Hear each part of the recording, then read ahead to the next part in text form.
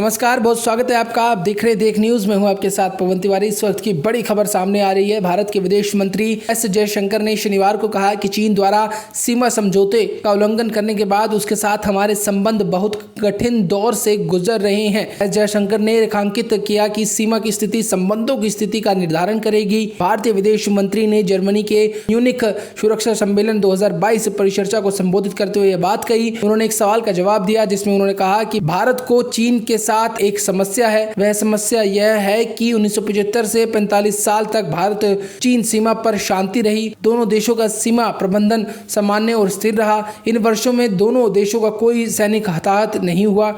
अब यह स्थिति बदल गई है क्योंकि हमने चीन के साथ सीमा वास्तविक नियंत्रण रेखा यानी कि line of actual control LAC पर सैन्य बलों की तैनाती नहीं करने का समझौता किया था, लेकिन चीन ने उस समझौते का उल्लंघन किया है।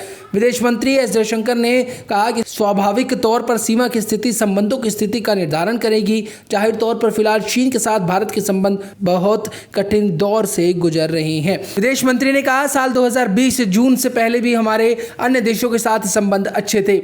आपको बता दें कि विदेश मंत्री ने MSC में हिंद प्रशांत पर परिचर्चा में भाग लिया, जिसका उद्देश्य यूक्रेन को लेकर नाटो देशों और रूस के बीच बढ़ते तनाव पर व्यापक रूप से विचार विमर्श करना है। परिचर्चा में ऑस्ट्रेलियाई विदेश मंत्री पायने, जापानी विदेश मंत्री योशिमासा हयाशी, यूरोप और क्षेत्रीय सुरक्षा सहयोग पर अमेरिकी सीनेट की उप समिति की अध्यक्ष जीन शाहीन तथा यूरोप और विदेश मामलों के मंत्री जॉन यवेस ले ड्रियन शामिल थे। कनेक्टिविटी के मुद्दे पर विदेश मंत्री एस जयशंकर ने कहा कि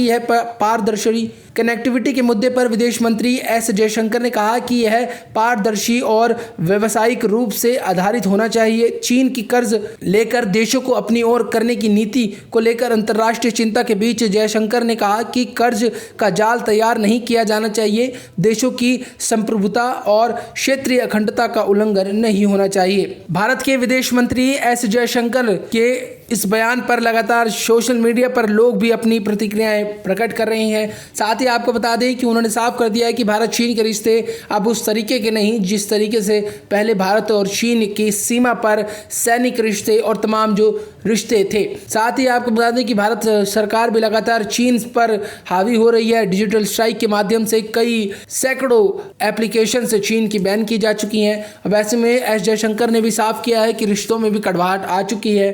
बहरहाल अब देखने वाली बात होगी कि इस मामले में क्या कुछ नया निकल कर आता है। आप बने रहिए हमारे चैनल के साथ, जो कुछ भी नया होगा ज़रूर आपको बताएंगे। तब तक आप देखते रहिए देख न्यूज़। चैनल को भी सब्सक्राइब कीजिए। नमस्कार।